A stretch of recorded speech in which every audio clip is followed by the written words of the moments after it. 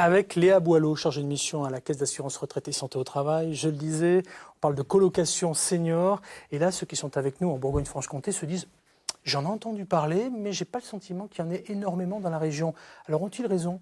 Alors oui, ils ont raison effectivement, puisqu'en Bourgogne-Franche-Comté, c'est une offre qui est encore assez peu développée parce qu'un des premiers recours à la colocation, c'est dû à l'aspect financier en fait, pour diminuer son loyer.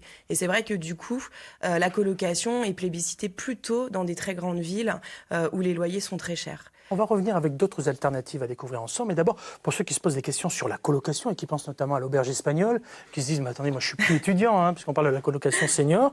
Eh bien, en image, qu'est-ce que ça donne la colocation senior ? Regardez. Eh ben, t'habites plus tout seul ? Et non, vieux, je suis en coloc. La colocation des seniors est en plein boom.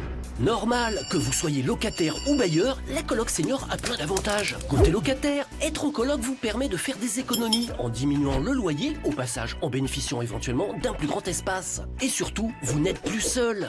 Ce qui peut s'avérer très utile quand on entre dans ces vieilles années. Bye bye la solitude et bonjour la sécurité. En cas de problème, voire en cas de perte d'autonomie, il y aura toujours quelqu'un à vos côtés pour vous venir en aide, ou au moins pour prévenir les secours. 41% des colocs de plus de 50 ans partagent leur appart avec plus de 2 personnes.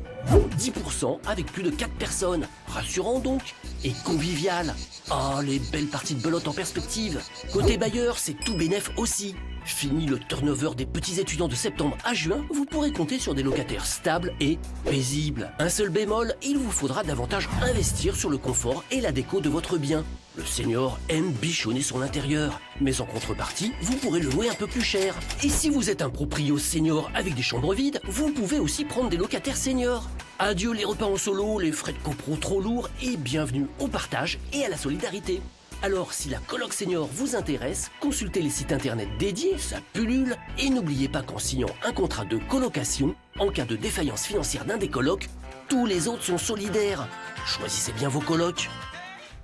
Alors, petit bémol sur cette dernière information, il suffit aussi de s'arranger avec son propriétaire pour faire en sorte d'avoir un bail un petit peu différent pour éviter justement cette solidarité entre colocataires pour ces fameuses colocations seniors. C'est vrai que, vu comme ça, Léa, on se dit... Génial. Alors pourquoi est-ce que ça ne se développe pas plus que ça finalement en Bourgogne-Franche-Comté ? Alors on le disait tout à l'heure, déjà par rapport au loyer, on a des appartements qui ont quand même malgré tout en Bourgogne-Franche-Comté des tailles qui sont... qui sont satisfaisantes. Le développement, c'est un des principaux freins. Après, en Bourgogne-Franche-Comté, on a d'autres alternatives, mais la colocation présente aussi certains avantages qu'on a vus à l'image, notamment le fait de ne pas être seul, je dirais, pour partager plein de choses, partager les repas, partager des bons moments, des parties de cartes. Des moins bons moments aussi, parfois. Des moins bons moments aussi, parce que c'est vrai qu'aussi, parfois, en vieillissant, le caractère s'affirme et les concessions sont peut-être un peu moins nombreuses. À ce sujet, je vous propose d'écouter un témoignage. 0805 383 383, je vous propose d'écouter Madeleine. Une colocation, je pense qu'on est quand même indépendant. Même s'il y a des gens avec vous, des gens que l'on voit régulièrement et journellement, on est quand même plus indépendant que dans une maison de retraite où il y a des horaires pour se coucher, pour manger, pour faire un tas de choses. Le problème, c'est en fait la colocation, ça dépend des gens qui vont venir, comment ils vont se comporter. Ça serait le comportement des gens. Voilà. Après, chacun doit y mettre du sien, on doit être tolérant, c'est vrai, et accepter les autres pour leur qualité et leurs défauts. Enfin, quand même, il faut savoir se modérer. En d'autres termes, on met un petit peu d'eau dans son vin, même si en Bourgogne-Franche-Comté, on n'aime pas trop ça. Voilà. Merci Madeleine, en tout cas, pour ton témoignage, parce qu'elle a eu l'honnêteté et la franchise, même si le son n'était pas génial, de nous donner son petit témoignage. Oui, effectivement, il faut mettre de l'eau dans son vin, il faut définir des règles, quitte à faire un petit contrat. Alors, il y a déjà le contrat de location où tous les colocataires signent, et c'est le bail, donc qui donne des droits aussi à chaque colocataire dans l'appartement. Mais après, c'est bien, effectivement, de faire un petit règlement, un peu qui va encadrer les tâches, l'entretien.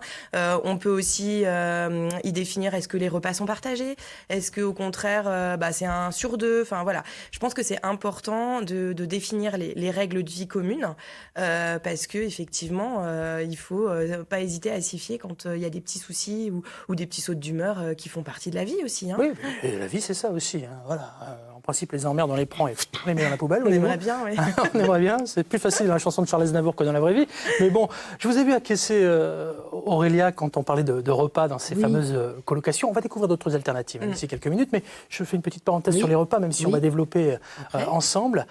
Oui, vous étiez à fond dedans. Moi, je trouve ça super bien parce que c'est vrai qu'une personne, un senior, quand il est tout seul à son domicile, il a moins envie de se faire à manger que quand il y a du monde, il y a un partage qui se fait. Donc, c'est plus facile à solliciter pour faire des préparations de repas, pour pouvoir avoir cette convivialité et éviter cette solitude où effectivement, quand on est tout seul, on mange moins et on mange mal et donc du coup on peut se dénutrir, se carencer, alors que quand on est à plusieurs, ça donne un entrain, une motivation pour faire les repas. Faire les courses ensemble. Et faire les courses ensemble, exactement. Il y a plein de choses. C'est le vivre ensemble. Voilà. À tout âge. Mais voilà, oui.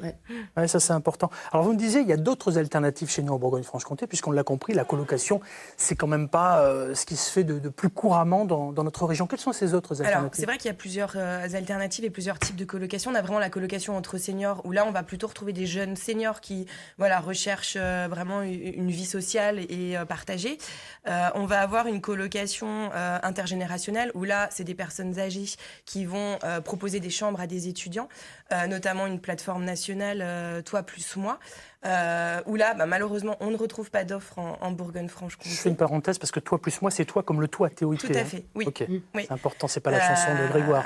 Donc c'est une plateforme nationale, voire même européenne, qui permet d'accueillir des étudiants en cursus Erasmus et qui du coup souhaitent découvrir le mode de vie français avec une personne âgée. Léa, vous connaissez certainement le Village Bleu. Je ne sais pas si ceux qui sont avec nous connaissent le Village Bleu. En quelques mots, parce qu'après, on va carrément rentrer en immersion dans un petit village.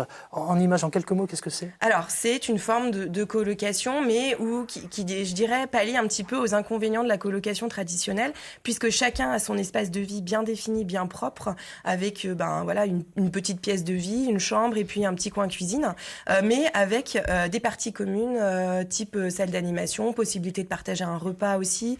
Voilà, donc c'est une alternative qu'on retrouve en Bourgogne-Franche-Comté et qui sont des alternatives, le Village Bleu, où là, on va retrouver des personnes plus autonomes, mais on a aussi les concepts âge et vie, où là, on a des personnes qui sont plus en perte d'autonomie, où on a la présence d'une auxiliaire de vie aussi qui rassure. Voilà. Et ça, c'est des alternatives qui sont développées en Bourgogne-Franche-Comté et qui se développent de façon importante. Et nous, CARSAT, on accompagne notamment les villages bleus. Je reviens sur le Village Bleu avec une immersion carrément dans un village bleu, celui de Carré-les-Tombes. On a poussé la porte de Jean-Pierre. Suivez-moi, on y va. Bonjour, bienvenue chez moi. Jean-Pierre Niort vit ici depuis 3 mois. Dans son pavillon, tout est pensé pour les personnes âgées. Couloir adapté, maison de plein pied et accès direct au jardin qu'il apprécie particulièrement. Comme j'ai des problèmes là, comme ça, depuis que je suis ici, tout va bien. Un confort de vie que savoure ce retraité de 78 ans. Il n'avait aucune envie d'intégrer une maison de retraite. C'est l'indépendance qui m'a fait venir ici. J'ai tellement bougé que moi, il faut que je bouge maison de retraite. Alors là, rester cloîtré et tout, non. Comme lui, une quinzaine de personnes âgées ont choisi de vivre ici dans le Village Bleu de Carré-les-Tombes.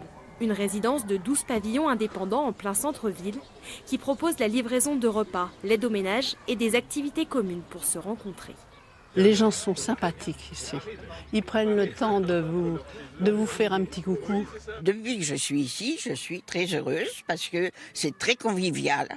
Donc on n'est pas isolé. Ici, les prix des locations varient entre 300 et 500 euros. Les personnes qui se portent candidates sont choisies en fonction de critères d'âge et de ressources. Nous sommes dans le cadre du logement social, donc il ne faut pas dépasser un certain plafond. Il y a certaines personnes qui sont juste, c'est toujours le problème des seuils, qui sont juste au-dessus. Donc en ce moment, on est en train d'étudier d'améliorer la mixité qui n'existe pas. Dans le petit village de Carré-les-Tombes, on accueille ses nouveaux voisins avec le sourire. Le gérant de cette supérette, par exemple, travaille déjà en partenariat avec la résidence. Il livre tous les jours 2 locataires soit plus de 400 € de commande par mois. C'est une bonne nouvelle, bien sûr, oui. C'est toujours ça de prix, quoi. Donc, dans les villages, ça fait animer le village, quoi. Il y a un peu plus de monde, quoi. Voilà. Un autre village bleu ouvrira ses portes en 2020 en périphérie d'Auxerre. Il sera le 12e du genre en Bourgogne. Les initiateurs du concept souhaitent encore étendre leur offre. Parfait compromis entre le domicile et la maison de retraite. En tout cas, c'est une belle initiative. On l'a compris, Léa, c'est pas tout à fait une colocation senior, hein, comme on l'entendait tout à l'heure dans la description qu'on faisait, mais encore une fois, il y en a très peu en Bourgogne-Franche-Comté. En revanche, il existe ce genre de village pour anciens. Votre avis et votre vécu, finalement, puisque ça existe? C'est vrai que les retours qu'on a sont extrêmement positifs. Les gens sont ravis parce qu'ils gardent leur habitat individuel, mais tout en pouvant partager plein de choses du quotidien, aller faire les courses ensemble, se retrouver l'après-midi pour discuter, préparer un repas aussi, parce qu'il y a possibilité de prendre des repas ou non en fonction du programme établi par les animateurs qui sont présents dans la structure.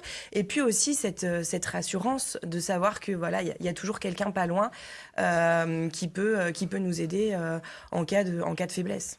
Très bien. Ceux qui sont avec nous, Léa, se disent certainement, ah ouais, ils nous présentent des exemples qui sont vraiment très chouettes, très sympas. J'ai envie, pourquoi pas, de rejoindre un village comme ça. Comment je fais? Est-ce que la CARSAT peut m'aider, par exemple, en Bourgogne-Franche-Comté? Alors, nous, on va aider les promoteurs à développer ce type d'initiative-là. Mais effectivement, quand une personne souhaite rentrer dans ces villages bleus ou autres structures similaires, l'important, c'est de se rapprocher auprès du CCAS de sa commune, CCAS, ou de la mairie, c'est le centre d'action communal d'action sanitaire et sociale, oui. Pour pouvoir savoir les différents types d'hébergements qui peuvent se présenter dans la commune, en sachant qu'on peut y rentrer dans la commune dans laquelle on habite, mais aller voir aussi dans d'autres communes si on a d'autres attachements à ces communes. Mais concrètement, est-ce que je peux avoir des aides de la CARSAT, des aides financières en l'occurrence? Alors nous, on va aider vraiment le promoteur. Après, celui qui construit, donc. Voilà, celui qui construit pour justement essayer de les promouvoir en Bourgogne-Franche-Comté, de développer ces types d'habitats pour les retraités autonomes.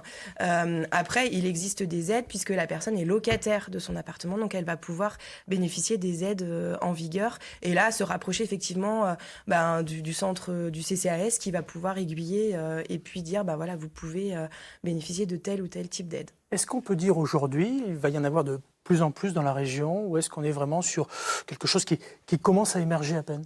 Là, on a quand même des développements forts. J'entendais dans le reportage 12 villages bleus bientôt. Il y a les villages bleus, mais il y a aussi d'autres... AGV, AGV sur un public un petit peu plus en perte d'autonomie, des foyers logements, des résidences autonomie, des résidences services. Voilà, c'est des choses qui se développent puisque les politiques et les gens ont compris qu'on souhaitait garder une autonomie et puis rester indépendant, mais malgré tout en pouvant bénéficier d'un certain nombre d'accompagnements. Pour briser la solitude, pour avoir une meilleure qualité de vie, pour profiter aussi d'un cadre de vie plus sécurisant, on peut se tourner vers ce genre d'alternative. Il n'y a pas que la colocation entre seniors.